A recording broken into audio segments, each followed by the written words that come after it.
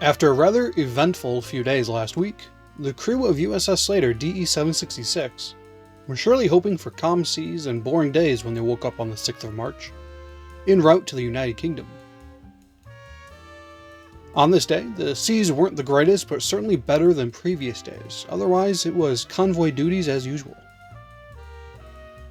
The next day was about the same. After the normal drills, a small arms practice was conducted in which 400 rounds of .45 caliber were expended. At 17:53, USS Harrison DE-316 reported a sound contact, causing the SLATER to call all hands to general quarters. However, only about a minute later, Harrison reported the contact to be negative. The 8th was just another day at sea, and on the 9th, the convoy began to see the lights at the end of the tunnel. The Hunt-class destroyer of the Royal Navy, HMS Chiddingfold, L-31, joined the convoy as they neared the UK. Another sound contact was made at 16:20, this time by USS Poole, DE-151, but 5 minutes later it was deemed to be negative. At 16:35, Poole regained the contact, and the entire convoy executed an emergency 45-degree turn to starboard and again to port at 16:51.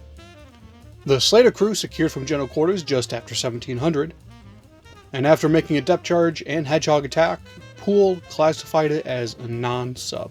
That evening, more emergency turns were needed, but this time it was to avoid fishing trawlers. Poole made another sound contact early on the 10th, but quickly classified it as a false contact. Just before morning muster, Harrison also made a sound contact, but it was another false contact. The convoy then split into two sections, one for the Irish Sea and the other for the English Channel.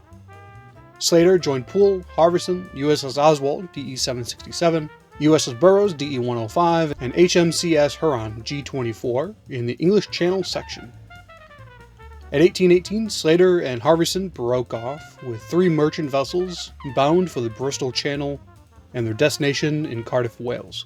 The next day, SLATER and her fellow destroyer escorts maneuvered through the Cardiff locks and moored to the Queen's Dock for refueling, where she received 60,000 gallons of diesel oil. She eventually departed for the Roweth Docks and moored portside in berth number 2, where she received 3,500 gallons of fresh water. And the final day of the week was spent in port. Sarnarman 3rd Class Montgomery received 24 hours of leave. The clock is ticking down to the start of SLATER's 26th season as a museum ship in Albany, New York. If you're interested in making a visit, check out our website, ussslater.org, and Facebook page for more information. This season we have numerous events planned, and we'd love for you to join us.